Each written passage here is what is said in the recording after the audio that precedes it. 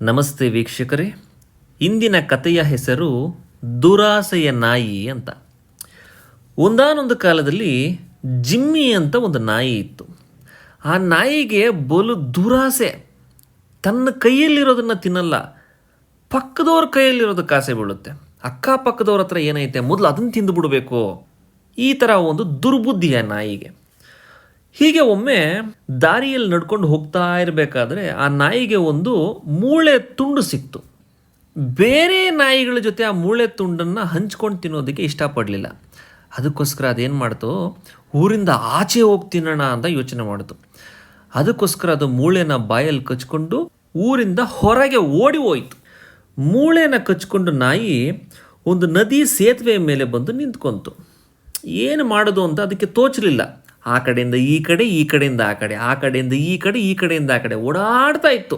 ಸೇತುವೆಯಿಂದ ಕೆಳಗೆ ಅದು ಇಣುಕಿ ನೋಡ್ತು. ಆಗ ಸೇತುವೆಯಲ್ಲಿ ಇರ್ತಕ್ಕಂಥ ನೀರಿನಲ್ಲಿ ತನ್ನದೇ ಪ್ರತಿಬಿಂಬ ಕಾಣಿಸಿತು. ಪಾಪ ಅದು ಗೊತ್ತಾಗಲಿಲ್ಲ ತನ್ನದೇ ಪ್ರತಿಬಿಂಬ ಅಂತ. ಇನ್ನೊಂದು ನಾಯಿ ನೀರಿನ ಒಳಗಡೆ ಇರುವುದನ್ನು ಇದು ಗಮನಿಸ್ತು.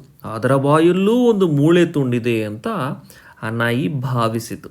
ಅದಕ್ಕೆ ಈ ನಾಯಿಗೆ ಮತ್ತೆ ದುರಾಸೆ ಹುಟ್ಟಿತು. ಹೇಗಾದರೂ ಮಾಡಿ ಆ ಮೂಳೆಯನ್ನು ತಾನು ತಗೋಬೇಕು ಅಂತ ಯೋಚನೆ ಮಾಡಿತು. ಕೂಡಲೇ ಅದು ಏನು ಮಾಡ್ತು ಅಂದರೆ ಕೆಳಗೆ ಇಣುಕಿ ನೋಡ್ತು.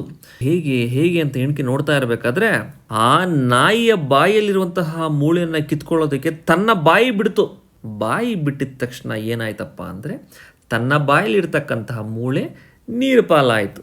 ಅಯ್ಯೋ ಭಗವಂತ, ಇದೇನಾಯಿತು, ಅಯ್ಯೋ ನನ್ನ ಹತ್ರ ಇದ್ದಿದ್ದು ಮೂಳೆನೂ ನೀರು ಪಾಲಾಗೋಯ್ತಲ್ಲ ಅಂತ ಬೇಜಾರಾಯಿತು ಅದಕ್ಕೆ. ಪಾಪ ಅದರ ಬಾಯಲ್ಲಿದ್ದ ಮೂಳೆಯ ತುಂಡು ನದಿಗೆ ಬಿದ್ದು ಹೋಯಿತು. ಬಳಿಕ ನೀರಿನಲ್ಲಿ ಕಾಣದಂತಾಯಿತು. ಪಾಪ ಆಸೆ ಬುರಕ ನಾಯಿಗೆ ತಿನ್ನಲು ಒಂದು ಮೂಳೆಯೂ ಇಲ್ಲದಂತಾಯಿತು. ದುರಾಸೆಯ ನಾಯಿ ಬರಿಗೈಯಿಂದ ಮರಳಿತು. ಇದರ ನೀತಿ ಏನಪ್ಪ ಅಂದರೆ ಅತಿ ಆಸೆ ಗತಿ ಕೇಡು. ಅತಿ ಆಸೆ ಪಡಬಾರ್ದು. ನಮ್ಮ ಹತ್ರ ಎಷ್ಟಿದೆಯೋ ಅಷ್ಟರಲ್ಲೇ ನಾವು ಸಂತೋಷದಿಂದ ಇರಬೇಕು. ಈ ಕಥೆಯು ನಿಮಗೆ ಇಷ್ಟವಾಗಿದ್ದರೆ ಚಾನಲನ್ನು ಸಬ್ಸ್ಕ್ರೈಬ್ ಮಾಡಿ, ಲೈಕ್ ಮಾಡಿ, ಕಮೆಂಟ್ ಮಾಡಿ ಹಾಗೂ ಶೇರ್ ಮಾಡಿ. ಇನ್ನಿತರ ಕಥೆಗಳನ್ನು ಅಪ್ಲೋಡ್ ಮಾಡುತ್ತಿರುವೆ. ಧನ್ಯವಾದಗಳು.